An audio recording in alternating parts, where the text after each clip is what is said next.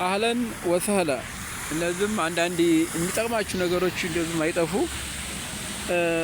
ለሰውነት የሰው ልጅ ጤናውን ለመጠበቅ ሲባል ምንድነው ተይዞ ተሟሟቀቅ አስቀድሞ መጠንቀቅ በሀገራችን አባባል አስቀድሞ መጠንቀቅ የሚሉት ነገር አለ። እንግዲህ ሰውየው ለጤናው መጻል ተታመመ በኋላ አይደለም ከሞተም አልወቁዑ ምንድነው احتراز ነው قبل الوديق ቢፎር ዋርኒንግ ማስጠንቀቂያ ከመሆኑ በፊት መጀመሪያ ምንም ሳይመጣበት ሰውየው መጠንቀቅ ያለባቸው ነገሮች ማለት ነው።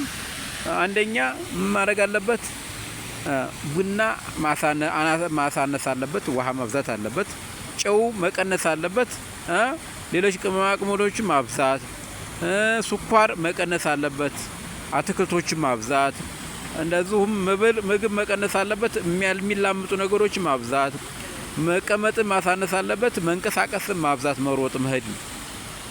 የሰውነት ጅማቱ እንትን ለተፈለገ እንዲዝናናላት መሳቅም ይሄም ደህና ነው፣ ለጤንነት አካል ጤና ነው። መጨናነቅ ማብዛት አለበት። መጨናነቅ እንደገና ደግሞ ማሳነስ አለበት። እንቅልፉን በርከት ማድረግ አለበት። ንግግር እንደገና ደግሞ መቀነስ አለበት። ስራዎች ማብዛት አለበት። መሀይምነት ማሳነስ አለበት። መልካም ስራዎች ለመስራት መጣር አለበት ማለት ነው። ወሰላሙ አለይኩም ወራህመቱላሂ ተዓላ ወበረካቱሁ።